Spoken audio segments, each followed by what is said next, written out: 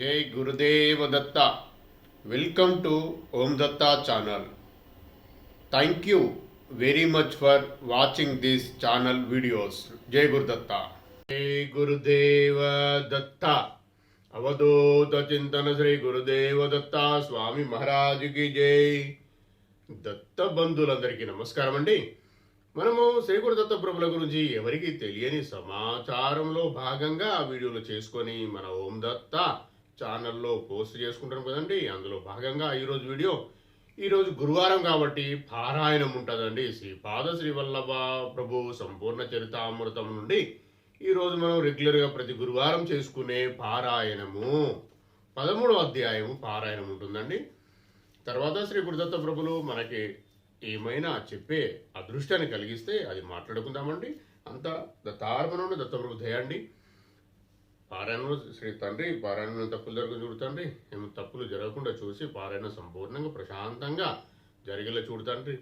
అలాగే చూసే వాళ్ళకు ప్రశాంతంగా అర్థమయ్యేలాగా చేయడానికి దత్తార్పణం దత్తప్రభు. కోటి సాష్టకంతండి, కోటి కృతజ్ఞతండ్రి. జై గురుదేవ దత్త. 13వ అధ్యాయము శ్రీపాద శ్రీవల్లభ సంపూర్ణ చరితామృతము. కలియుగ ప్రత్యక్ష ప్రథమావతారము శ్రీ గురుదత్త ప్రభుల యొక్క కలియుగ ప్రత్యక్ష ప్రథమావతారమైన శ్రీపాద శ్రీవల్లభ ప్రభు యొక్క పారాయణము మనము చేసుకోవాలి. మీకు అర్థమవుతుంది చాలా విషయాలని నేను కొన్ని మొదల వీడియోలో చెప్పినా. సరే, వాళ్ళు చేసేవాళ్ళు అదృష్టవంతులు, వారికి కూడా ధన్యవాదాలు. నా తరఫున నేను ధన్యవాదాలు తెలియజేస్తున్నా. అదే చేయలేని వారు అంటే గురువారము మనం నియమానుసారం అంటే గురువారం చేయాలని శ్రీ గురుదత్త ప్రభులు చెప్పడం జరిగింది. అందుకే ప్రతి గురువారము ఒక్కొక్క అధ్యాయం పారాయణం చేస్తూ మనకు శ్రీ గురుదత్త ప్రభులు ఇచ్చిన జ్ఞానముతో వాటిని డిస్కస్ చేసుకొని ఓం దత్త ఛానల్లో పోస్ట్ చేసుకుంటున్నాము. డిస్కస్ మీన్స్ అందులో వచ్చిన శ్రీ గురుదత్త ప్రభులు ఇచ్చిన జ్ఞానము, మిగతా విషయాలు గుర్తుకొచ్చినవి, తండ్రి చెప్పినవి నేను మీకు చెప్తున్నా. మీరు శ్రీ గురుదత్త ప్రభుల ఆశీర్వాదానికి పాత్రులైన వారే ఈ వీడియోను వీక్షిస్తారండి. నాకు తెలిసిన సత్యం ఇది. నేను గర్వంగా మాట్లాడతలేను. శ్రీ గురుదత్త ప్రభుల మీద ప్రేమ కొద్ది మాట్లాడుతున్నా. ఆయన మీద ప్రేమ పెంచుకున్న వారికి జరిగే అద్భుతాలు చూడండి. నాకు ఆరోగ్యం బాగలేదు. నా కర్మానుసారం ఏనో జన్మలో చేసుకున్న పాపం కావచ్చు, పాపకర్మలు క్లీన్ అవుతున్నవి. నా కష్టం వస్తుంది, నేను ఆరోగ్యం బాగలేదు, ఇతి బాధలు ఆర్థిక బాధలు అన్ని బాధ పెడుతున్నవి అంటే నా కర్మలు క్షేమవుతున్నాయి, పాపకర్మలు అని అర్థము. ఇంకా ముందున్నదంతా మంచి రోజులు అని అర్థం అండి.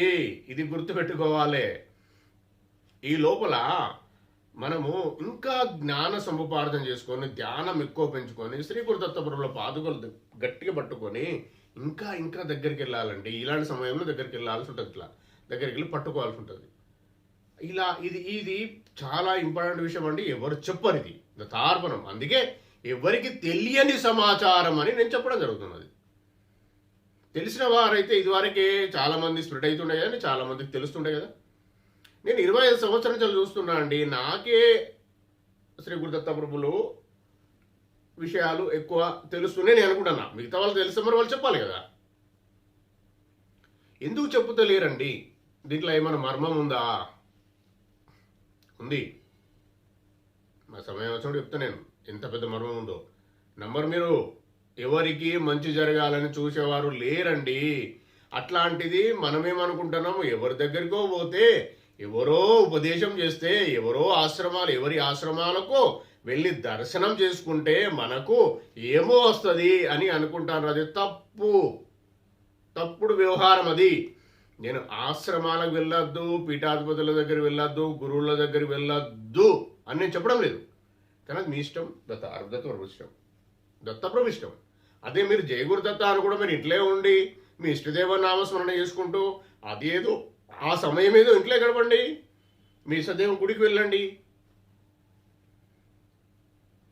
జరిగేది చూడండి. అంతేగాని ఎవరి దగ్గరకు పోతే వాళ్ళు ఏదో యంత్రం కడతారు, ఏదో దారం కడతారు, ఏదో చేస్తారంటే అవన్నీ మన సెల్ఫ్ కాన్ఫిడెన్స్ పెంచే కొరకేనండి వాళ్ళు చేసేది.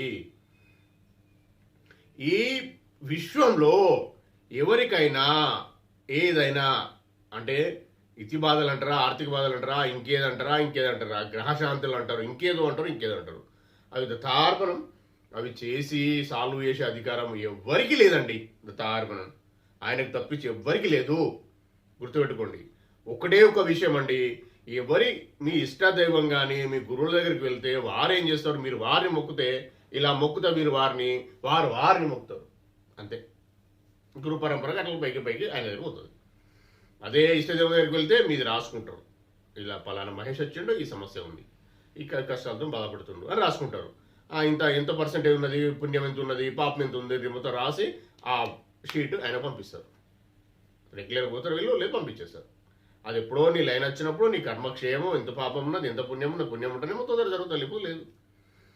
మరి ఇప్పుడు దానికి ఒకేలా ఇష్టదేవము నీ మీద బాగా బాధపడి నిన్ను తట్టు అంటే నీ బాధ చూడలేక చెప్పేస్తే కూడా దత్తార్పణం అవుతుంది. ఇలా జరుగుతాయండి. మీకు తెలియదేమో అని నేను అనుకొని చెప్పడం లేదు, మీకు తెలిసినా దాన్ని గుర్తు చేస్తున్నాను నేను, అంతే. అలా ఉంటుంది. ఇది కాదు, నేను ఒక దత్తప్రభు సేవకునిలాగా చెప్తున్నా, నేను గురువును కాదు, ఏం కాదు, నాకు తెలిసిన విషయాలే. శ్రీ గురు దత్తప్రభులు చెప్పిన విషయాలు అవే మాటలు మీకు నేను ట్రాన్స్ఫర్ చేస్తున్నా. దత్తార్పణం. జయ గురుదత్త.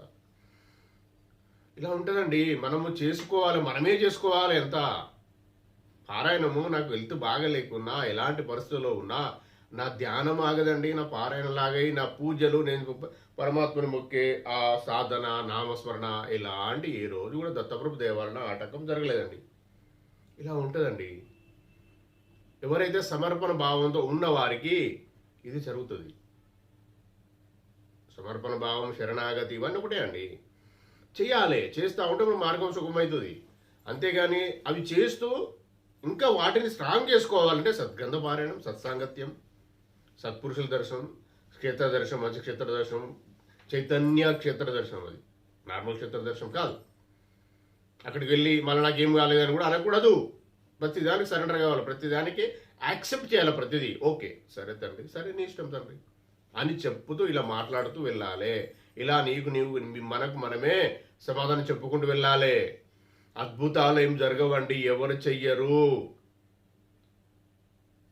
వాళ్ళు చెప్పడం మాత్రమే.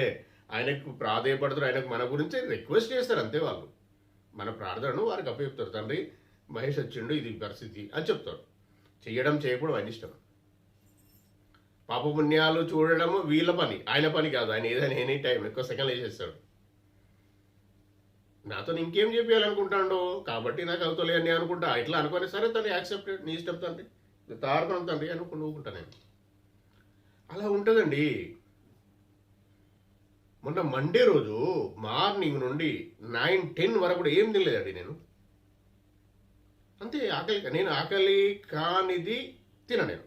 నాకు బుద్ధి వచ్చినప్పుడు అది ఒక జ్ఞానం ఒకటి అలవడింది నాకు, పద్ధతి. శ్రీ గురు దత్తప్రభులు ఆ పద్ధతి అలవర్చింది నాకు. నేను ఆకలి కింద అసలు తినను. 10 గంటలు, రాత్రి 10 గంటల వరకు కూడా ఏం తినలేదు నేను. మరి దానికి అది కూడా యాక్సెప్టెడ్, నీ ఇష్టం తండ్రి, నా తారకం తండ్రి అనుకున్నా. నాకు ఆకలి అయితే లేదు, మరి ఎనర్జీ ప్రాబ్లం అయితే తెలియని ప్రాబ్లం అయింది, మస్తు కష్టమైంది. హెల్త్ నాకు స్పైన్ ప్రాబ్లం ఉంది, ఇప్పుడు ఇదంతా ప్రాబ్లం అయింది, పెయిన్ వచ్చింది, మళ్ళీ తర్వాత సెట్ అయిపోయింది. ఆయనే చేసుకున్నాడు, నాకేం తెలుసు. ఈ శరీరమే నాది కాదు, ఈ ఆత్మే నాది కాదు, అన్నీ ఆయనకి అప్పచెప్పినప్పుడు నేను ఎవరినండి? అనుభవించేది ఆయనే, కష్టపెట్టేది ఆయనే, కష్టం ఇచ్చేది ఆయనే, అన్నీ ఆయన. నాకేం తెలియదు. తార్పణం. ఇంత పర్ఫెక్ట్గా దత్తప్రభు దేవాల నేనైతే ఉన్నా, మీరు ఉండాలని నా ఆలోచన. కనీసం మన వీడియోస్ అని కాదు, మన గురించి అయినా స్ప్రెడ్ చేయండి. నా వీడియోస్ ఏమున్నదండి, నేను పెద్ద గొప్పనేం కాదు. నేను ఆ విషయం చాలా గొప్పది కాబట్టి చెప్పమంటున్నా.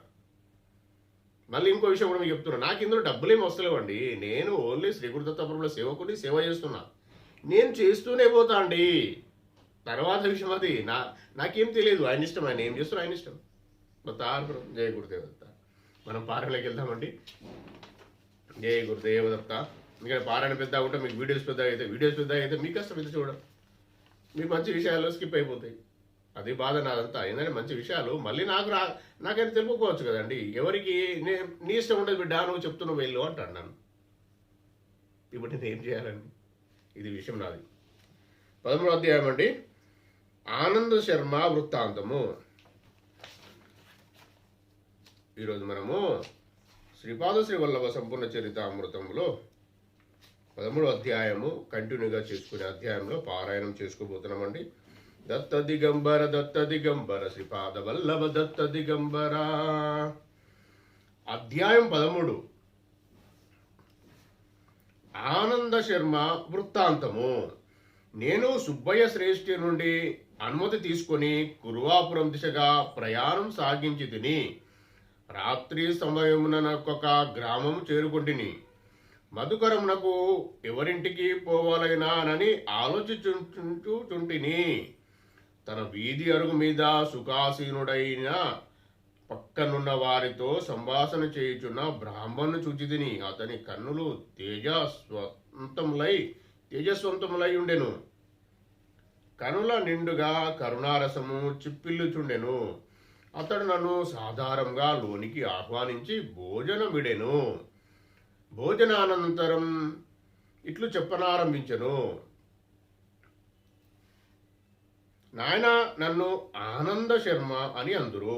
నేను గాయత్రి మంత్రమును అనుష్ఠించుచుండును. గాయత్రి మాత కులసేవుడికి పూర్వమున అంతర్నేత్రమునకు గోచారించి దత్తభక్తుడొకడు వచ్చుచున్నాడు. అతనికి కడుపార భోజనమిడుము. నీకు దత్తప్రభువును దర్శించినంత పుణ్యం లభించును అని చెప్పినది. ఆమె చెప్పిన ప్రకారం జరిగినది. కడుంగడు సంతసము. అంతటా నేను ఇట్లాంటిని, అయ్యా, నేను దత్తభక్తుడనే. దత్తప్రభుల వారు ప్రస్తుతం భూలోకంలో శ్రీపాద శ్రీవల్లభ నామరూపములతో వ్యవహరించుచున్నారని విని వారి దర్శనార్థము కురువాపురమునకు పోవుచుంటిని. నా పేరు శంకర భట్టు, కర్ణాటక బ్రాహ్మణుడను అనెను. కన్వ మహర్షి ఆశ్రమ వివరణ. నా మాటలు విని ఆనంద శర్మ నవ్వుకొనెను. అయ్యా, మా నాయన నాకు ఉపనయనము చేయు సమయమున మా ఇంటికి అవధూత ఒకడు వచ్చెను. మా ఇంటి వారు అతనికి సకల పరిచర్యలు చేసిరి. అతడు గాయత్రి మంత్రానుష్ఠానముకు సంబంధించిన అనేక విషయములు తెలియజేశాను. బ్రోసిలకొన పెంచలకొనలో గల నృసింహదేవుడిని దర్శించమని ఆదేశించెను. మా నాయనను పెంచలకొనకు తీసుకుని పోయాను. అచట నృసింహదేవుని దర్శనానంతరం తలవని తలంపుగా ఆయన ధ్యానస్థుడయ్యను. ఆ ధ్యానము రేయింబవలు సాగెను. నాకు భయం వేసినది, ఆకలి వేసినది. ఎవరో ఆగంతకుడు నాకు భోజనమిడెను. నన్ను తీసుకొని దుర్గమములైన అడవి దారి వెంట కొండ గుహలోనికి తీసుకొని పోయెను. అంతటా అతడు అంతర్విహితుడయ్యను. ఆ గుహలోని ఒకానొక వృద్ధ తపస్విని చూచితిని. అతని కన్నులు ప్రచండ అగ్నిగోళం వలె నుండెను.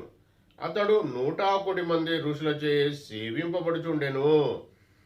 ఆ వృద్ధ తపస్వి తాను స్వయముగా కన్వ మహర్షిననియు, ఇది తన తపోభూమి అనియు, తన శిష్యులందరూ యువకులుగా కనిపించను, అనేక వేల సంవత్సరముల వయస్సు కలవారనియు, అవధూత రూపంలో ఉన్న దత్తప్రభువు దర్శనం వలన మహాపుణ్యం పొందిన కారణమున ఈ తపోభూమికి రాగలుగుట సంభవించనని తెలిపెను.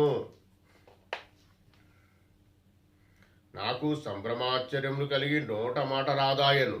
శరీరము వణుకుచుండెను. అంతటా కన్వ యోగేంద్రులు ఇట్టండ్రి, ప్రస్తుతము దత్తప్రభులు పీఠికాపురమున శ్రీపాద శ్రీవల్లభ రూపమున ఉన్నారు. మమ్ములను దయతో కనిపెట్టి చూడవలసినదని ప్రభువులకు మా విన్నపము తెలియజేయము. నీకు శీఘ్రంగా శ్రీపాద శ్రీవల్లభ పాదుక దర్శనం కలుగును గాక అని ఆశీర్వదించి నా శిరస్సుపై తమ దివ్య హస్తం నుంచిరి. నేను క్షణకాలంలో మా నాయన వద్ద నుండిని. మా నాయన ప్రకృస్తుడైన తదుపరి మేమిరువురము మా స్వగ్రామము వచ్చేసితిమి. నాకు కన్వ మహర్షి ఆశ్రమం జరిగిన అనుభవమును, దత్తప్రభు యొక్క నవావతారణ పీఠికాపురంలో ఉన్నదనేడి విషయమును మా నాయన కూడా తెలియజేయలేదు. రాజమహేంద్రవరము దగ్గర పట్టుసాచాల పుణ్యక్షేత్రం. కాలము గడుచుచుండెను. కన్వ మహర్షి ఆశీర్వాద ప్రభావం వలన నాకు ధ్యానంలో తరచూ పాదుక దర్శనం అగుచుండెను. ఒక పర్యాయము మా ఇంటికి కొందరు బంధువులు వచ్చిరి. పుణ్య నదులందు స్నానమాచరించి పుణ్యక్షేత్రం దర్శింప వారికి అభిలాష కలిగినది. వారు మా నాయనను తమతో రమ్మనిరి. అప్పటికి నా వయసు 10 సంవత్సరములు. మా నాయనకు నా యందు ప్రీతి మెండు తనతో కూడా రమ్మనెను. నేను వల్లే అంటిని. రన్మహేంద్రవరము గోదావరి నది ఒడ్డున గల పట్టణము, మహాపుణ్యక్షేత్రము. రన్మహేంద్రవరమునకు ఉత్తర దిశలో నుండిన కొండల మీద కొంతమంది ఋషులు తపస్సు చేసుకునివారు. తూర్పు దిశలో నుండిన కొండల మీద మరికొంతమంది తపస్సు చేసుకునివారు. రన్మహేంద్రవరమునకు అనతి దూరంలో ఉన్న పట్టుసాచాల పుణ్యక్షేత్రము గోదావరి నది మధ్యస్థమై ఉన్నది. మహాశివరాత్రికి ఈ ఋషీశ్వరులలో కొంతమంది పట్టసాచాలంలోను మరికొంతమంది ఋషీశ్వరులు రాన్మహేంద్రవరం నందలి కోటిలింగ క్షేత్రం నందును వేద స్వస్తి చెప్పువారు. ఈ ఋషీశ్వరులు పరస్పరము మధ్య మార్గంగా తూర్పు నుండి వచ్చువారు, పశ్చిమ నుండి వచ్చువారు, ఉత్తరము నుండి వచ్చువారు, దక్షిణం నుండి వచ్చువారు ఎదురులాపల్లి అను గ్రామమున కలుసుకొనివారు. ఈ ఎదురులపల్లి గ్రామమునకు అత్యంత సామీప్యమున ఉన్న మునికూట గ్రామమున విశ్రమించి పరస్పర చర్చలు చేసుకునివారు. నా అదృష్టవశమున మా నాయనతో కలిసి నేను మునికూడలి గ్రామమును దర్శించగలిగితిని. ఇది అంతయును శ్రీ దత్తప్రభుల లీలా. కలియుగమందు ప్రప్రథముగా శ్రీ దత్తాత్రేయులే శ్రీపాద శ్రీవల్లభులుగా అవతారణ. అత్యంత గహనములైన వేదాంత విషయంలో, యోగశాస్త్ర రహస్యంలో, జ్యోతిషాస్త్ర విషయంలో చర్చకు వచ్చినవి.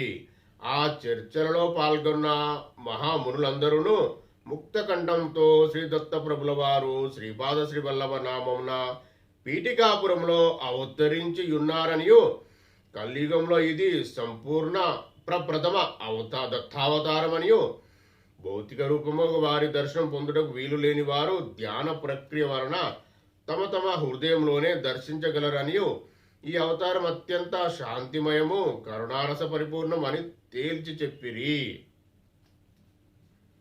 అంతటా మా నాయన నన్ను పీఠికాపురంలోకి తీసుకొని వెళ్ళినారు.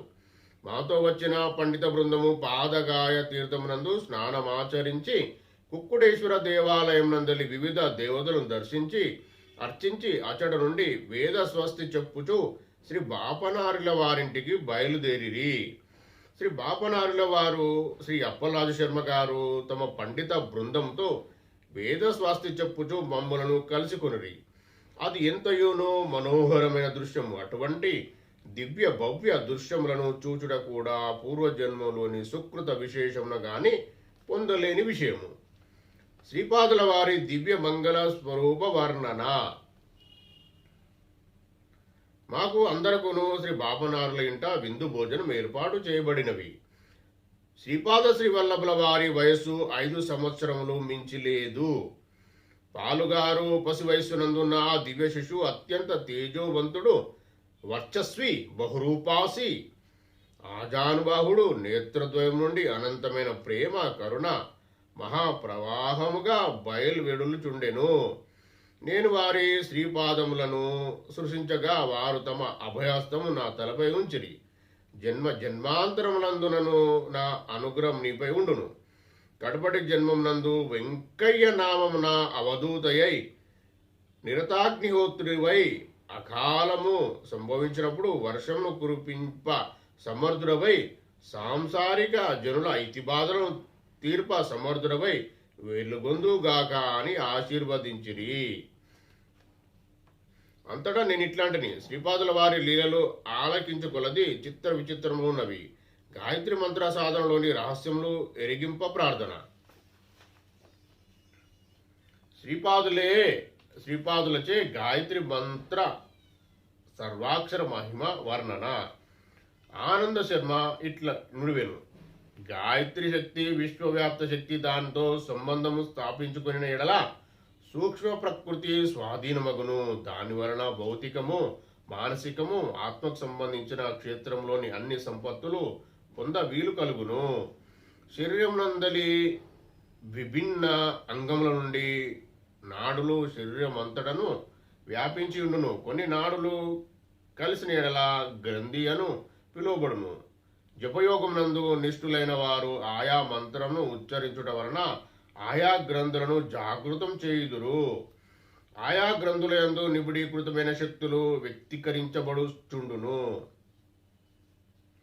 ఓంకారం ఉచ్చరించినప్పుడు శిరస్సు పైన ఉన్న 6 అంగుళముల ప్రాంతమునందు శక్తి జాగృతమగును.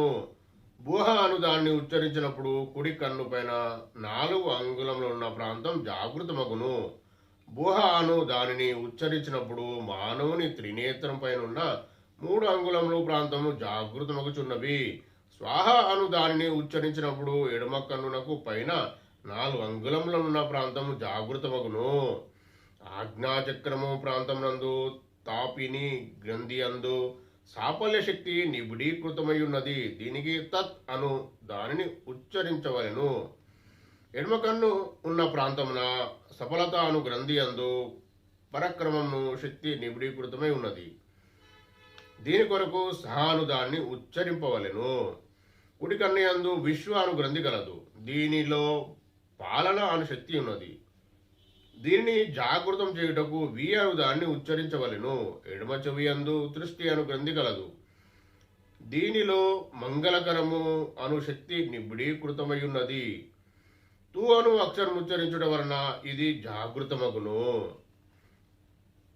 కుడి చెవి యందు వర్ధ అను పేరు గల గ్రంథి గలదు. దీనిలో యోగం అను శక్తి నిబిడీకృతమై ఉన్నది. దీని సిద్ధి కొరకు వాను దాని ఉచ్చరించవలెను. నాసిక మూలమందు రేవతి అను గ్రంథి గలదు. దీనిలో ప్రేమ అను శక్తి నిబిడీకృతమై ఉన్నది. దీని సిద్ధి కొరకు రే అను దాన్ని ఉచ్చరింపవలెను. పై పెదవి యందు సూక్ష్మ అను గ్రంథి గలదు. దీనిలో ఘన అను సంజ్ఞ గల శక్తి నిబిడీకృతమై ఉన్నది. దీని కొరకు నీ అను దాన్ని ఉచ్చరింపవలెను. క్రింది పదవి యందు జ్ఞాన గ్రంథి కలదు. దీనిలో నిబిడీకృతమైన శక్తి తేజము. దీని కొరకు యం అను దానిని ఉచ్చరింపవలెను. కంఠమునందు భర్త అను గ్రంథి గలదు. కంఠమునందు భార్గ అను గ్రంథి గలదు. దీని అందరి శక్తి రక్షణ. దీని కొరకు బర్ అను దానిని ఉచ్చరింపవలెను. కంఠకూపమునందు గోమతి గ్రంథి గలదు. దీని యందు బుద్ధి అను శక్తి గలదు. దీని సిద్ధి కొరకు గో అను దానిని ఉచ్చరింపవలెను. ఎడమ ఛాతి యొక్క అగ్రభాగం నందు దేవిక అను గ్రంథి గలదు. దీనిలో దమనము అను శక్తి గలదు. ఇది జాగృతమగుటకు దే అను దానిని ఉచ్చరించవలెను. కుడి ఛాతి ఎడమ ఛాతి యొక్క అగ్రభాగం నందు దేవిక అను గ్రంథి గలదు. దీనిలో దమనము అను శక్తి గలదు. ఇది జాగృతమగుటకు దే అను దానిని ఉచ్చరించవలెను. కుడి ఛాతి ఎడమ ఛాతి యొక్క అగ్రభాగం నందు వారాహి గ్రంథి గలదు. దీనిలో నిష్ఠాను శక్తి కలదు. ఇది సిద్ధించుటకు వాను దాన్ని ఉచ్చరింపవలెను. ఉదారమున వైన చివరి ప్రక్కటెముకల కలియు స్థానమందు సింహిని అను గ్రంథి గలదు. దీనిని ధారణ శక్తి గలదు. దీని కొరకు శ్యాను ధ్యానిని ఉచ్చరించవలెను. కాలేయమందు ధ్యాన గ్రంథి గలదు. దీనినే ప్రాణశక్తి ఉన్నది. దీని కొరకు ది అను దానిని ఉచ్చరించవలెను. ప్లీహం నందు మర్యాద గ్రంథి గలదు. దీనిలో సంయము శక్తి గలదు. దీని కొరకు మా ఉచ్చరించవలెను. నాభ్యందు స్ఫుట గ్రంథి గలదు. దీనిలో తపశక్తి నిబిడీకృతమై దీని కొరకు హి ఉచ్చరింపవలెను. వెనుబాము చివరి భాగం నందు మేధా గ్రంథి గలదు. దీనిలో దూరదర్శిత శక్తి నిబిడీకృతము. దీని కొరకు ది ఉచ్చరింపవలెను. ఎడమ భుజం నందు యోగ మాయ గ్రంథి గలదు. దీనిలో జాగృత శక్తి అంతా నిహితము. దీని కొరకు యో అను దాన్ని ఉచ్చరింపవలెను. అయితే కుడి భుజం నందలి యోగిని గ్రంథిలో ఉత్పాదన శక్తి కలదు. దీని కొరకు కూడా యో అను దానిని ఉచ్చరింపవలెను. కుడి మోచేయందు దారిని గ్రంథి గలదు. దీనిలో సరసాత శక్తి కలదు. దీని కొరకు నహ అనునది ఉచ్చరింపవలెను. ఎడమ మోచేయనందు ప్రభవ గ్రంథి గలదు. దీనిలో ఆదర్శ శక్తి నిబిడీకృతము. దీని కొరకు ప్రా అను దానిని ఉచ్చరించవలెను. కుడి మణికట్టునందు ఊష్మ గ్రంథి కలదు. దీనిలో సాహసము అను శక్తి అంతర్నిహితము, దీని కొరకు చో అను దాన్ని ఉచ్చరింపవలెను.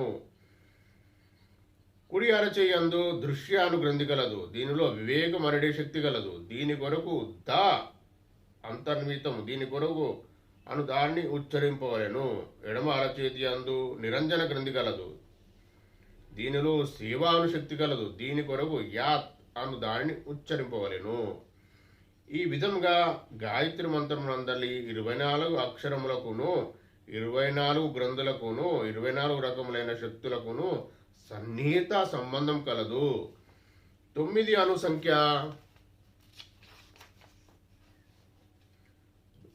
సంఖ్య మార్పులకు లోను కాని బ్రహ్మతత్వమును సూచించును. 8 అను సంఖ్య మాయాతత్వమును సూచించెను. దౌచౌపాతి దేవలక్ష్మి అను వాక్యమునకు వివరణ. శ్రీపాదుల వారు తమకిష్టమైన గృహం నుండి 2 చపాతీలను స్వీకరించువారు. వారు దౌ చౌపాతి దేవలక్ష్మి అని పిలుచుటకు బదులు దో చౌపాది దేవ్ లక్ష్మి అని పిలుచువారు. దో అన్నది 2 సంఖ్యను, చౌ అన్నది 4 సంఖ్యను, పతిదేవు శబ్దము జగత్ప్రభు అయిన పరమేశ్వరుని 9 సంఖ్య సూచింపగా, లక్ష్మి శబ్దము మాయాస్వరూపమైన 8 అను సంఖ్యను సూచించుచున్నది.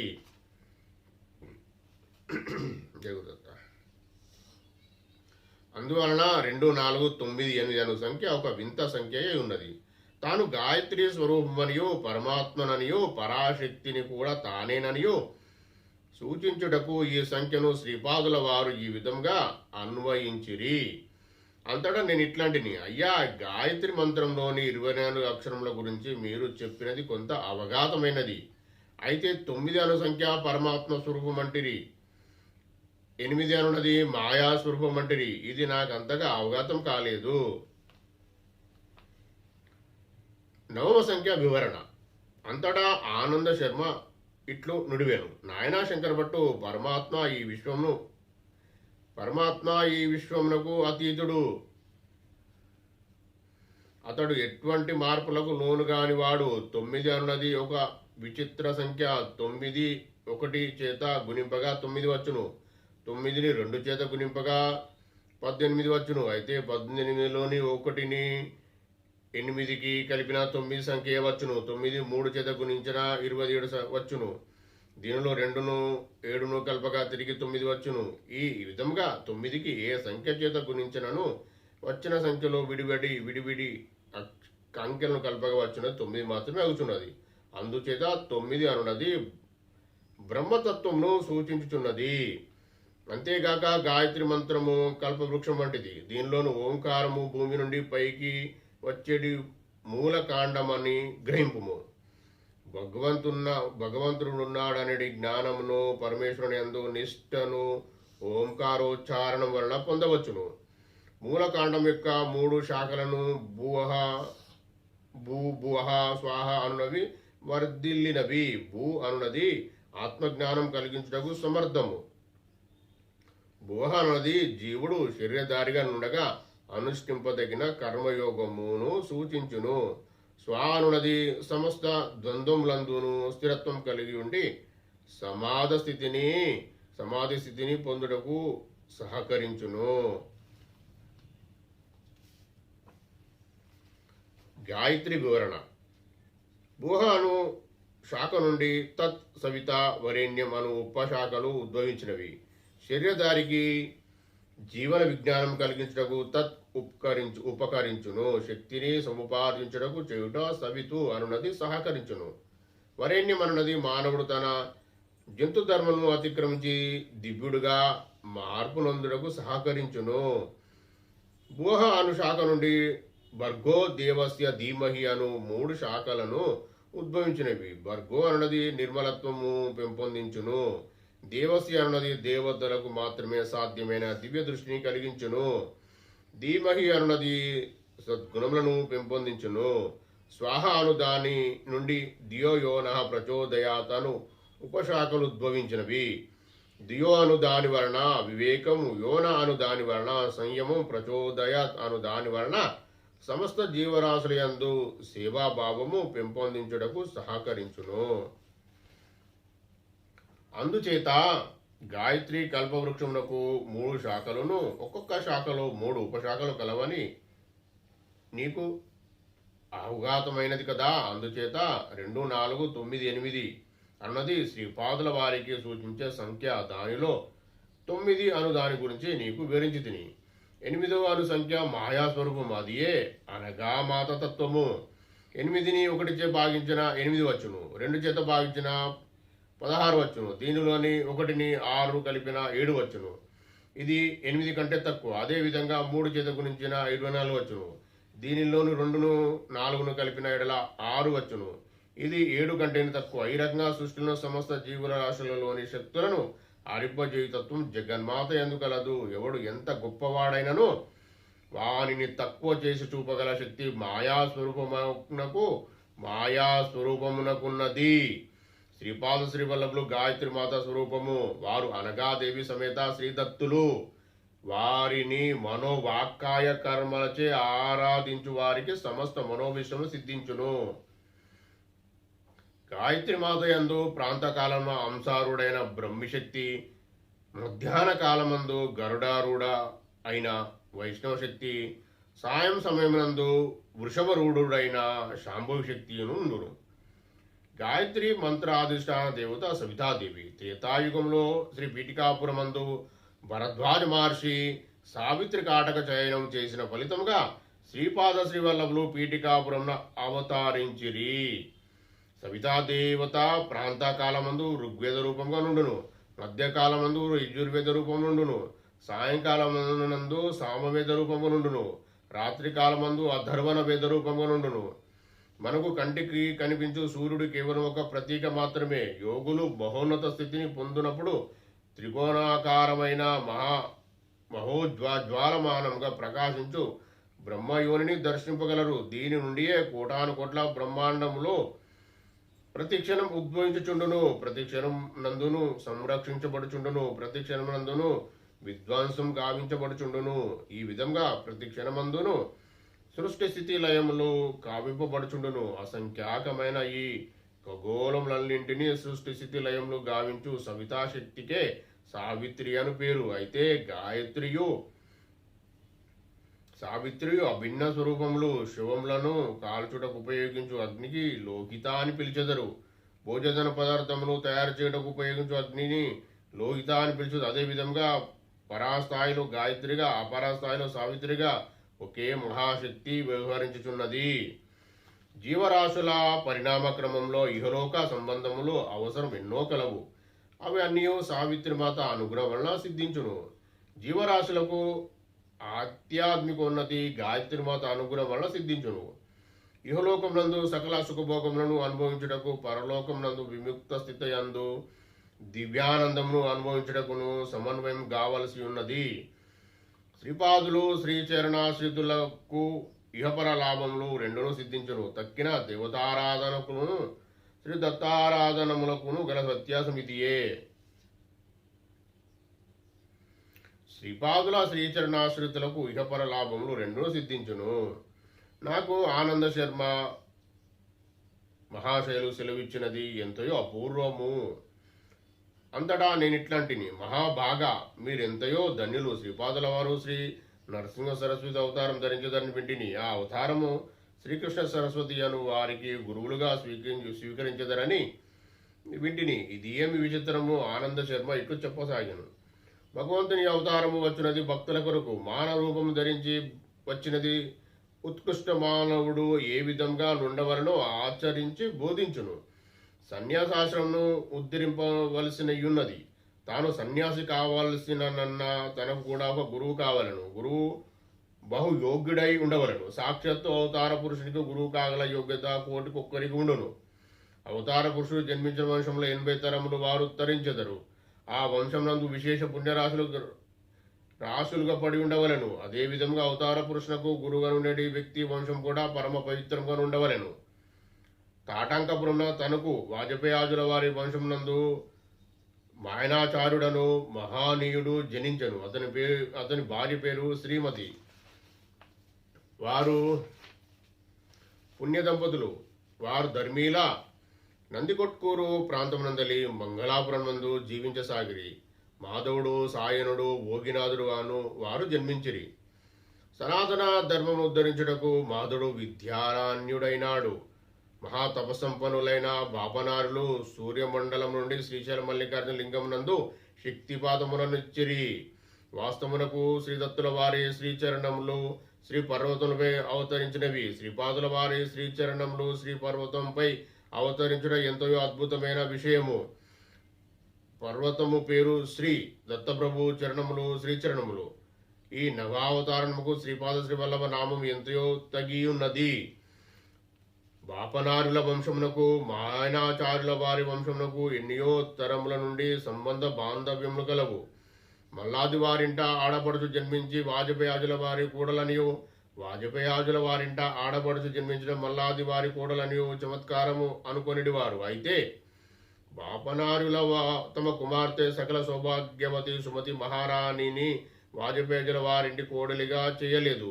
విధి ప్రేరితులములైన అగోచారమైన దివ్య సంకల్పము వలన గండికోట అప్పలరాజు శర్మకిచ్చి వివాహం చేసిరి. సాక్షాత్తు దత్తప్రభులు శ్రీపాద శ్రీవల్లభులుగా జన్మించి తమ మాతామహులతో రక్త సంబంధం కలిగిన వాజపేయాజుల వారికి కూడా తరింపజేయదలంచి మాధవాచార్యుని తన వద్దకు ఆకర్షించిరి. మాధవాచార్యులు వారికి శ్రీపాదుల వారి యందు వాత్సల్య భావన పెళ్లివీకినది. మాధవాచార్యులు విద్యారాయణ మహర్షిగా పరిణామం చెందిరి. వారి శిష్యులు మలయానందుడు, వారి శిష్యులు దేవతీర్థులు, వారి శిష్యులు యాదవేంద్ర సరస్వతులు, వారి శిష్యులు కృష్ణ సరస్వతులు. శ్రీ విద్యారణ్యులకును కృష్ణ సరస్వతులకును మధ్యన ముగ్గురు కలరు. శ్రీ విద్యారణ్యులే కృష్ణ సరస్వతికి అవతరించి శ్రీపాదుల వారి తర్వాత అవతారం నందు గురువులుగా నుందురు. శ్రీ విద్యారణ్యుల భవిష్యత్తులో తన సోదరుడైన సాయనాచార్యుని వంశమందు గోవింద దీక్షిత నామను జన్మించి రాజర్షి అయి తంజావూరు మహామంత్రి కాగలరు. ఇది శ్రీపాదుల వారి దివ్యవచనములు. శ్రీపాదుల వారి నిత్య సత్యవచనములు. ఒక పర్యాయము సుమతి మహారాణి శ్రీపాదుల వారికి స్నానం చేయించుచుండెను. ఇంతలో పైండ వెంకటప్పయ్య శ్రేష్ఠి వారు అచ్చటకు విచ్చేసిరి. వారిని చూసి శ్రీపాదుల వారు, తాత మనది మార్కండేయ గోత్రమా అని ప్రశ్నించిరి. వారు బదులిబక శ్రీపాదుల వారి ముద్దుగలుపు మాటలను శ్లేషార్థమును నవ్వుకొనిరి. వాస్తవమునకు శ్రీపాదుల వారు భరద్వాజ గోత్రికులు. పైండవారిది మార్కండేయ గోత్రము. తాను భావానుసారంగా పైండవారికి కూడా దోహిత్రుడనే అను విషయము నర్మ గర్భితంగా చెప్పిరి. ఇంతలో సుమతి మాత స్నానానంతరం మార్కండేయునంతటి ఆయుష్మంతుడు కావాలి అని నీళ్లను గుండ్రంగా తిప్పి ఆశీర్వదించినది. మార్కండేయుడు 16 సంవత్సరాల వరకు మాత్రమే ఆయుష్ గలవాడు. శివానుగ్రహము వలన చిరంజీవి అయినాడు. తాను 16 వర్షములు పర్యాంతం మాత్రమే తల్లిదండ్రుల వద్ద ఉండేదని నర్మగర్భితంగా సూచించాను. 16 వయస్సు తర్వాత మార్కండేయుడు మహర్షి అయి గృహత్యాగం చేసెను, చిరంజీవి అయినాడు. శ్రీపాదుల వారు కూడా 16 సంవత్సరాల వరకు మాత్రమే తల్లిదండ్రుల వద్ద నుండి తర్వాత జగద్గురు అయినారు. తాను తన శరీరమును గుప్తములో నుంచెదననియు తన ఈ శరీరమునకు చిరంజీవిత్వము నుండుననియు ఇప్పుడు మనము చూచు శ్రీపాద శ్రీవల్లభ రూపం ఏదైతే ఉన్నదో అదే స్వరూపంలో అత్రి అనసూయలకు కుమారుడుగా గతంలో అవతరించిదననియు పదే పదే చెప్పి ఉన్నారు. శ్రీపాదుల వారి వివిధ రూపములు. శ్రీపాదుల వారు తన యోగశక్తిని బహిర్ముఖం గావించి స్త్రీ రూపమునున్న తన యోగశక్తితో సహా దర్శనమిచ్చేటి వారు. ఇది ఎంతో అపూర్వమైన విషయము. కుండలి శక్తిని ఈ విధంగా స్త్రీ రూపంగా బాహిర్ముఖమనర్చుట కొరకు శ్రీదత్త ప్రభులకే చెల్లును.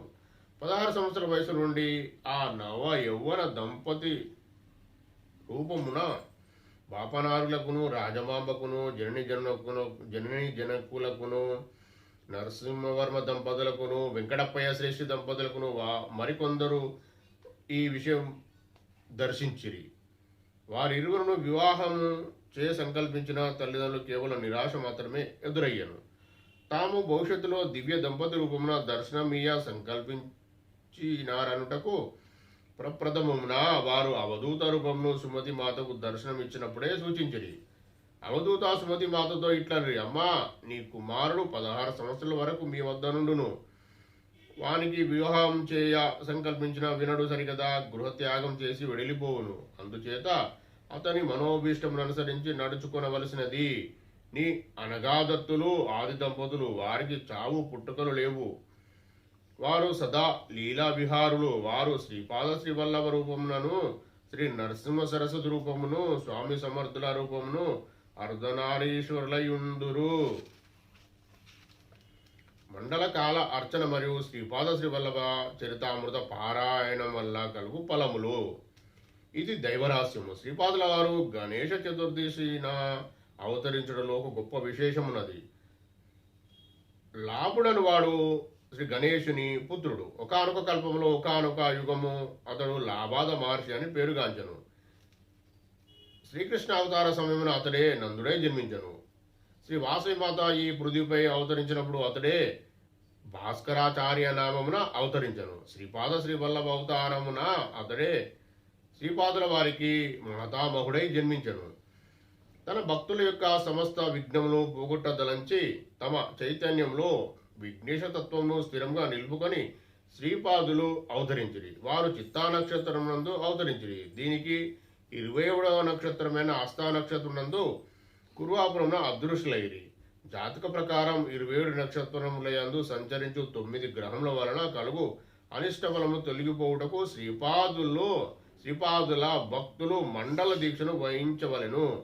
ఒక మండలము శ్రద్ధాభక్తులతో శ్రీపాదుల వారిని అర్చించిన లేదా వారి దివ్య చరిత్రను పారాయణం చేసినను సర్వాభిషమును సిద్ధించును.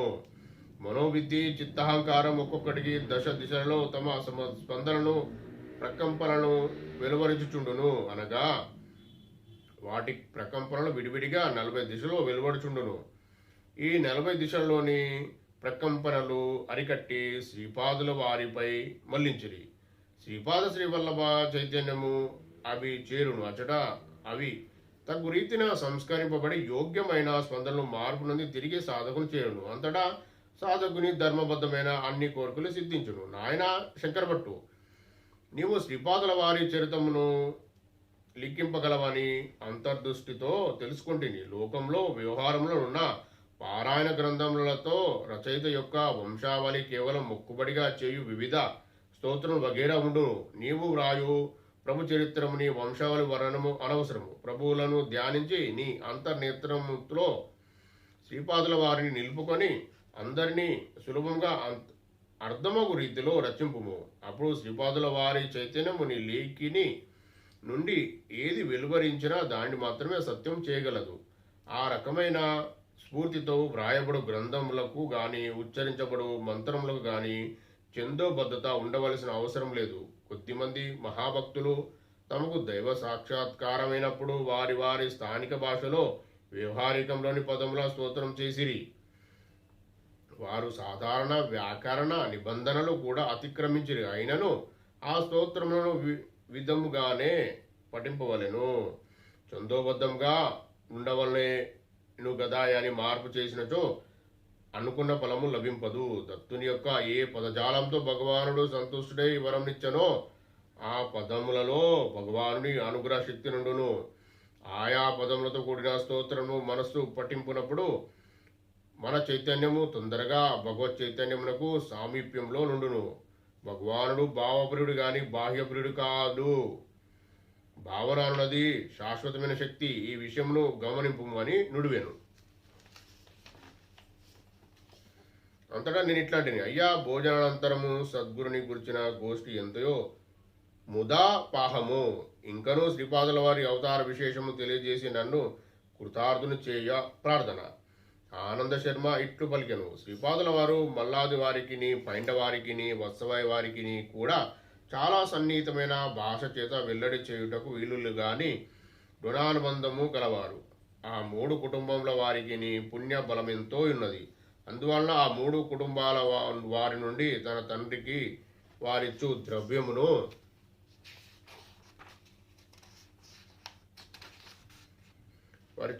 గాని వస్తువులను గాని స్వీకరించకపోవుట అనర్థహేతు అని శ్రీపాదులు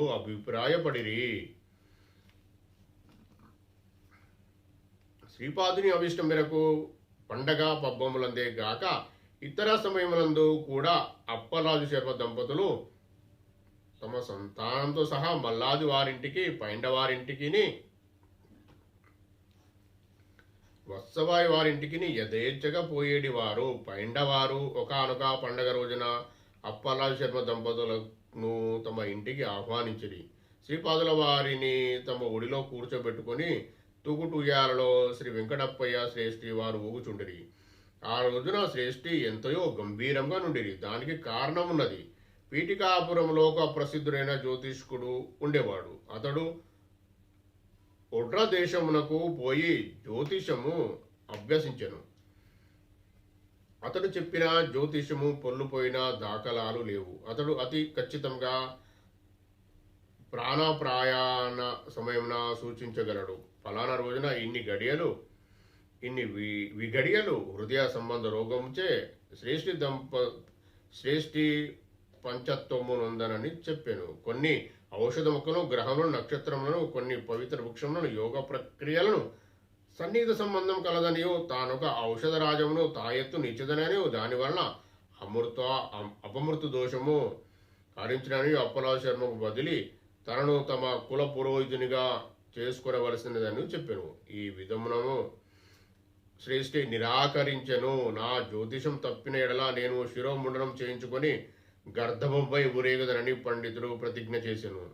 విషయం అప్పలాజు శర్మకును బాపనారులకు నివేదింపబడినది. బాపనారులు జటిలమైన గణితం చేసి దైవశక్తి పనిచేసి అపమృత్యు హరింపబడునని సూచించెను. అప్పలాజు శర్మ కాలాగ్నిశమనుని పూజించి తీర్థం ప్రసాదంగా నిచ్చెను.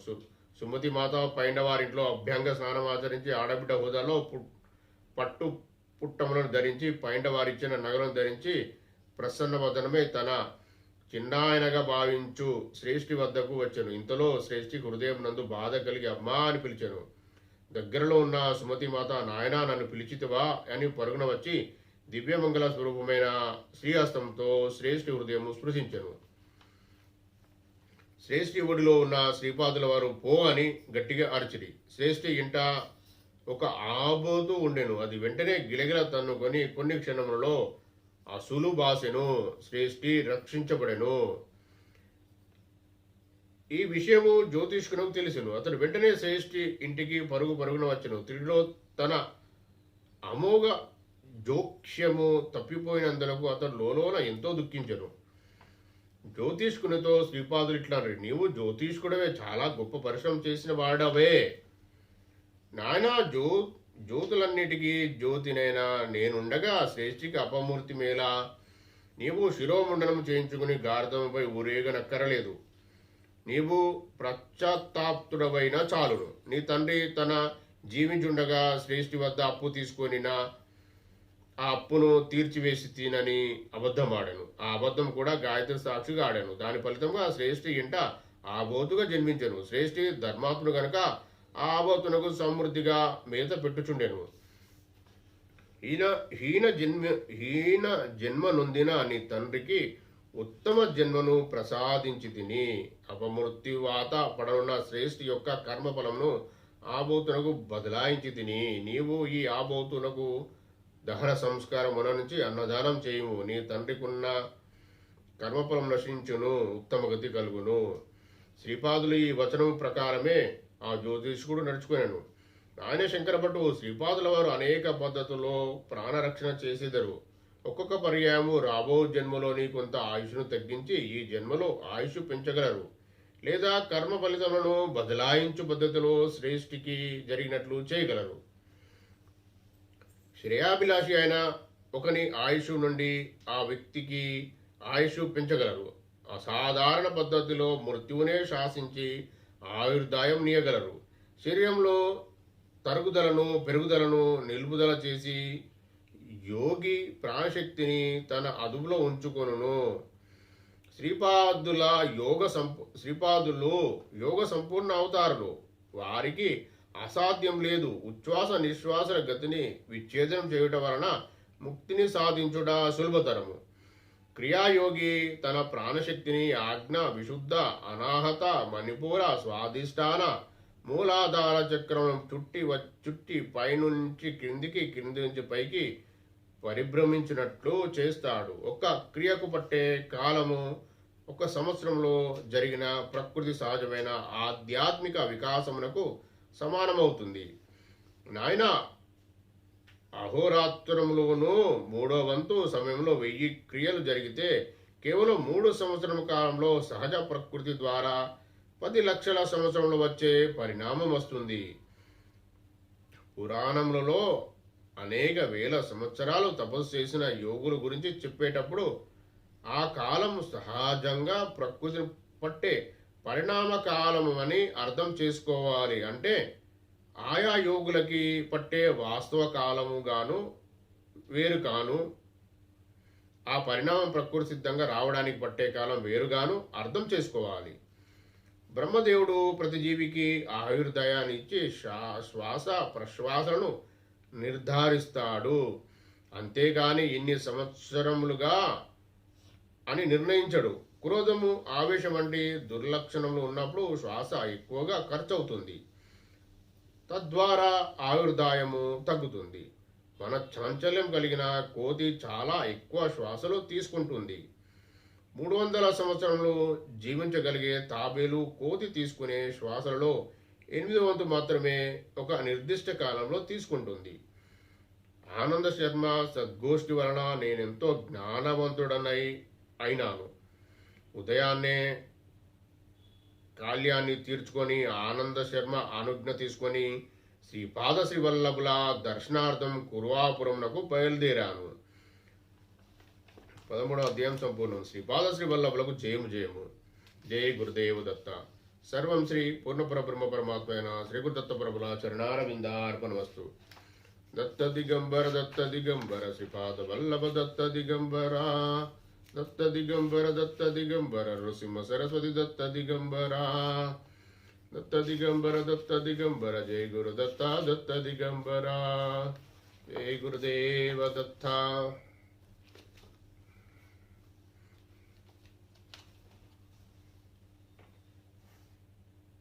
జయ గురుదేవ దత్త. అవధూత చింతన శ్రీ గురుదేవ దత్త స్వామి మహారాజుకి జై.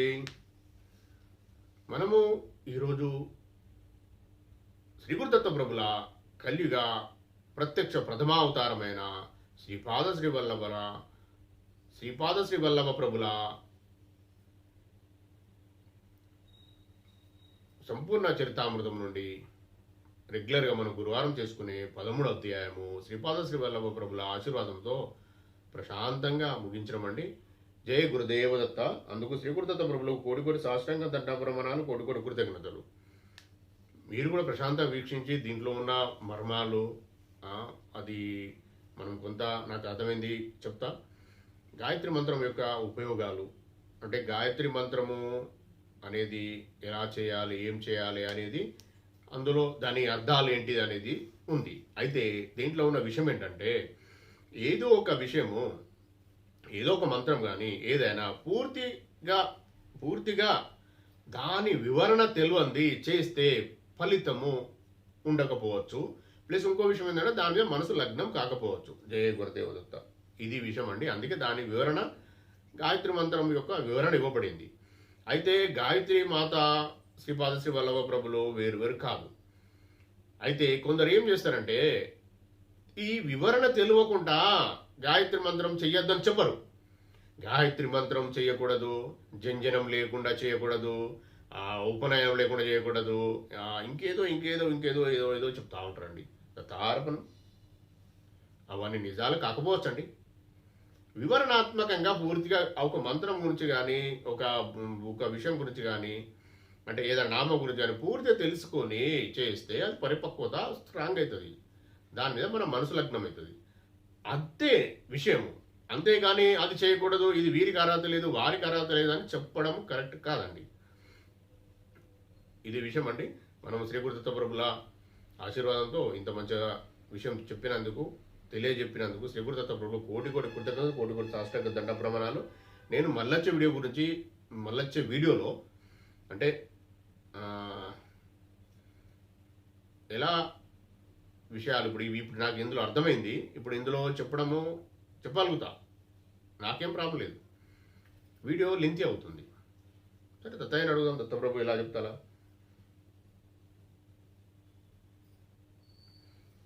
సరే అదే చెప్పమనే చెప్తుండు దత్తప్రభు. జయ గురుదేవత కృతజ్ఞతలు తండ్రి. అయితే ఒక మంత్రము, ఇది చాలా పెద్ద విషయం నేను చెప్పేది, అందుకే నేను ఆపాలనుకున్నా, కానీ దత్తప్రభు చెప్పమనే చెప్తుండు. నేను అడిగిన, నేను మీ సమక్షంలో నేను అడిగే ఆయన పర్మిషన్ తీసుకొని చెప్తున్నా, ఆయనే చెప్పిస్తాడు. గాయత్రి మంత్రము ఎవరు చెయ్యాలి ఎవరు చెయ్యొద్దు అని ఒక నియమాలు పెట్టుకొని కొందరు వారి కొరకే గిరి చూసుకొని వారు ఉండి స్వార్థపరులై పాపం మూట కట్టుకుంటాన్రు. అలాంటి వారి మాట వినాల్సిన అవసరం లేదు. ఒకవేళ మీ మనసుకు నచ్చి మీకు ఇష్టమై శ్రీ వల్లభ ప్రభులా పాదుకలు పట్టుకున్నా వారు ఎవరైనా ఉన్నా, నీ ఇష్టదేవం పాదకులు పట్టుకొని ఉన్నవారు చెయ్యాలి అని మీకు అనిపిస్తే చేయొచ్చు. మీకు అనిపించడం ముఖ్యం. దానికి గురువులు ఎవరు? శ్రీ గురుదత్త గురువులే. తండ్రి నేను చేస్తున్న తండ్రి అని చిన్న పేపర్ మీద రాసి మొత్తం రాసుకొని, మరి ఎక్కడ దొరకాలంటే మీకు చేయాలనిపించిందా అంటే ఎక్కడో ఒకటి మీరు ఇన్ని ఉంటారు, లేదు అంటే ఆన్లైన్లో కొట్టుకున్న పీడిఎఫ్ వస్తుంది, దాన్ని తీసుకొని మంచి మీ రైటింగ్తో మంచిగా రాసుకొని పైన జయ గురుదత్త రాసుకొని మొత్తం మంత్రం రాసి ఆయన పాదాల దగ్గర కానీ మీకు మీ ఇష్టదేవ ముందు పెట్టి జయ గురుదత్త మీరే గురువులు తండ్రి, మీరు పర్మిషన్ ఇస్తున్న తండ్రి, నేను చేస్తున్నా అని చెప్పి మొదలు పెట్టండి. అలా ఉంటుందండి. ఎవరో రావాలి ఎవరో చేయాలంటే ఇప్పుడు అంత స్వచ్ఛమైన వారు ఎక్కడున్నారండి? ఏం తెలుసు? మీరు తెలుసుకోండి. ఇంకా ఎప్పుడో ఉండవచ్చు, ఏమో చేసవచ్చు అంటే నాకు తెలియదు ఆ విషయం. నేను అప్పుడు పుట్టలేక ముందు అంటే ఎప్పుడో జరిగింది, 100 సంవత్సరాల క్రితం జరిగిన విషయాలు మాట్లాడి వారికి లేకుండా అర్హత వీరికి లేకుండా అర్హత అంటే తార్పణం అండి. అదంతా ఏం లేదండి. నీకు నచ్చిందా, నువ్వు యోగ్యుడువా, నువ్వు బయటికి వెళ్ళాలి, ఈ జనన మరణ చక్రంగా బయటికి వెళ్ళాలి నీకుందా, అదే నీ యొక్క అర్హత. ఆ జనన మరణ చక్రంకి బయటికి వెళ్ళాలి, నేను ఆత్మజ్ఞానం పొందాలి, పరబ్రహ్మ జ్ఞానం పొందాలి, ఆత్మసాక్షాత్కారం పొందాలన్న ఇంత మంచి నియమాలు ఉన్న వారికి ఇంకే నియమాలు అవసరం లేదు. తార్పణం గుర్తుపెట్టుకోండి, ఇది చాలా పెద్ద విషయం. ఈ వీడియో మీరు ఎవరు వింటారో నాకైతే తెలియదు. ఇప్పుడు 56 నిమిషాలు 55 నిమిషాలు దాటిన తర్వాత 56 నిమిషాలు దాటిన తర్వాత మాట్లాడుతున్నాను కాబట్టి ఈ స్టార్టింగ్ నుంచి ఎవరైతే వినరో ఇంతమంది విషయం పోతుంది. కానీ నేను దత్తయ్యని అడిగి చెప్పిన, నాకు ప్రాబ్లం, నాకు సంబంధం లేదు. దత్తయ్య గారిగా మీ గారిగా వినాలే వినకపోవడం అనే నాకేం సంబంధం లేదండి. నేను చెప్పడం మట్టుకు నా బాధ్యత. ఆయన ఇచ్చిన ఆశీర్వాదంతో ఆయన చెప్పిన మాటలు నేను చెప్పాలి మీకు. నేనే విని, నేనే సంతోషపడి, నేనే దాచుకొని మొత్తం ఇట్లా ప్యాక్ చేసుకొని నేనే విని, అంటే నేనే హ్యాపీగా ఉండాలి, నేనే నాకు వచ్చిన పరమతో చెప్తాడు నాకు మంచిగా, నేను మంచిగా ఉంటాను, నేను ఉండాలి, నేను రిలాక్స్ ఉండాలి, నా ఆత్మ సంతోషంగా ఉండాలి అనేయడం స్వార్థమవుతుంది. అట్లాంటి స్వార్థపూర్ణి నేను మాత్రం కాదు. నేను పడే ఈ ప్రశాంతత అంటారా, ఈ ఆత్మజ్ఞానం అంటారా, ఆత్మ సంతోషం అంటారా, మన ఆత్మబంధువులు అందరికీ చెప్పాలనేదే శ్రీ గురుదత్త ప్రభుల ఆశీర్వాదం. ఆయన చెప్పిన విషయం ఇది. అలానే చేయమన్నాడు, నన్ను చేస్తున్నా. ఇంకా దత్తబంధువులకు 100% మీరు స్వీకరించాలి. ఇంకైతే ఇది విషయం అండి. ఇంత పెద్ద విషయాలు ఉంటాయి, ఎవరో మాటలు. ఇది ఓన్లీ గాయత్రి మాత మంత్రము, గాయత్రి మంత్రం కొరకే, గాయత్రి జపం కొరకే కాదు, అన్నిటికీ వర్తిస్తుంది. ఇంత పెద్ద విషయం ఇది. అదే మెయిన్ కదా. ప్రతి మంత్రానికి ఆయనే ఆద్యుడు. నిన్న మనము శ్రీ గురుదత్త ప్రభుల దత్తపంజర సూత్రం మనము చెప్పుకున్నాం కదండి. సర్వ యంత్ర స్వరూపాయ, సర్వమంత్ర స్వరూపాయ, సర్వ మతస్థాపకాయ, ఇంకేమున్నాయండి? ఇంకేమన్నాయా? అన్నీ ఆయనే. మీరు ఒక ఔషధం కాడికి వెళ్ళండి, ఆయన పేరు చెప్పింది కానిపనండి, రావవి మీకు ఫలించవు. ఇప్పుడు ఇందులో కాబట్టి మీరు ఈ విషయం అయితే కంప్లీట్ ఇస్తా. కాబట్టి మీరు ఏది చెయ్యాలని, మీకు ఏ దాని మీద మనసు వెళ్తుందో అది చెయ్యండి. కాకపోతే దాన్ని తీసుకొని మీ ఇష్టదేవం దగ్గర పెట్టి జయ గురుదత్త పైన రాసి అది పెట్టి జయ గురుదత్త ప్రభు మీరే నా గురువులు తండ్రి అని చెప్పి మొదలు పెట్టని చేసుకోండి. కానీ చేసేది రెగ్యులర్ చేయాలి, సేమ్ సమయం చేయాలి. ఒకటే సమయం, సపోజ్ రోజు పొద్దున 8 గంటలకు మొదలుపెట్టాను అనుకుందాం, అదే రెగ్యులర్ 8 గంటలకు చేయండి. మీకు రిలాక్స్ అయ్యేంత వరకు. తర్వాత రెగ్యులర్ కంటిన్యూ చేసినా దత్తప్రభుదేగా మీ ఇష్టం. కానీ నియమాలు ఏముంటాయి అంటే, ఎవరిని శాపనార్థాలు పెట్టద్దు, ఎవరిని దూషించద్దు, ఎవరికి ఆశీర్వదించద్దు, ఎవరి ఆశీర్వాదం తీసుకోవద్దు. ఇలాంటి నియమాలు పెంచుకోవాలి. ఎందుకంటే మీ పవర్ పోతుంది అక్కడికి. ఎవరైనా శాపనార్థాలు పెట్టే వారు నాశనం అయిపోతాడు. నాశనం అయిపోయినప్పుడు దాని కూడా బాధ్యత మీరే. నాకైతే ఎలాంటి సంబంధం లేదు దత్తార్పణం. అలాంటి నేను మాత్రం ఓన్లీ చెప్పగలుగుతాను అంతే. నాకేలాంటి నేను గురువు, అందుకే చెప్తున్నా నేను గురువుని కాదు. నేను ఓన్లీ శ్రీ గురుదత్త ప్రభులు చెప్పిన విషయాలు, ఆయన చెప్పిన వాక్యాలని చెప్తున్నా. ఆయనదే బాధ్యత, ఆయన సేవకుని నేను అంతే. ఆయనదే బాధ్యత అంటే నన్ను నడిపించడం ఆయనదే బాధ్యత. మీరు కూడా అలా పూర్తిగా సమర్పణ భావంతో ఉన్నప్పుడు మీకు కూడా జరుగుతుంది కావచ్చు దత్తార్పణం. ఇలా మంత్రం ఉపదేశం అంటే మంత్ర ఉపదేశం లేదు నాకు ఎట్లా ఉంటే ఇలా చేసుకోవాలి. దత్తార్పణం అంతే, అర్థం చేయం లేదు. ఏదో పట్టుకొని ఎవరిని అడగాలి, ఎవరిని ప్రాధాయపడాల్సిన అవసరం లేదండి. ఇంకో విషయం, ఇప్పుడు వారు ఏం చెప్పిండ్రు, ఏదో విషయాలు నేను ఇంతకుముందు వీడియో మొదట్లోనే చెప్పిన, నేను ఏది జరగాలన్నా ఆయన పర్మిషన్ లేదు కాదు అని చెప్పిన. ఆయనే పర్మిషన్ ఇవ్వాలండి, మన చేతులు ఏముండదండి అని చెప్పిన. ఎవరో చేస్తారు, ఏమో చేస్తారు, ఎక్కడికి వెళ్తా అయితే అనేది కాదు అని చెప్పిన. ఇప్పుడు ఏమైంది చూశారు కదా, ఆయన ఎంతో జ్యోతిషుడు వచ్చి ఏం చేసిండండి, ఏం లేదు కదా అవన్నీ. ఇప్పుడు ఆయన తలుచుకుంటే ఎవరేం చేయగలుగుతారండి. ఆయన ఇవ్వాలనుకుంటే ఒక సెకండ్లో ఏదైనా మార్చాడు. మీరెవరు, నేనెవరు, నీది ఇక్కడ ఏమున్నది, ఇక్కడ మనం ఎవరం. మనము కిరాయి, ఇక్కడికి వచ్చింది కిరాయి కొంపలకు వచ్చినట్టే, కిరాయి ఇంట్లో ఉన్న వాళ్ళమే. ఓనర్ ఎప్పుడు వెళ్ళా కొడితే అప్పుడు వెళ్ళాల్సిందే. అది గుర్తుంచుకొని ప్రవర్తించండి. ఇది మీరు నేను చెప్పే విషయాలు చాలా శ్రద్ధతో వినండి, వినిపించండి, చెప్పండి, ఇతరులకు స్ప్రెడ్ చేయండి. చెప్పుదే కూడా జ్ఞానం వస్తుంది, పుణ్యం వస్తుంది. ఇది విషయం అండి. శ్రీ గురుదత్త ప్రభులు ఇందులో కొద్దిగా అర్థమైంది చెప్పాలి కాబట్టి చెప్పించండు. మనకు ఆ తండ్రికి కోటి సాష్టంగా దండపురం వల్ల కోటి కృతజ్ఞతలండి. మీరు కూడా ప్రశాంత వీక్షించినందుకు మీకు కూడా మళ్ళీ చెప్తారు కృతజ్ఞతలు.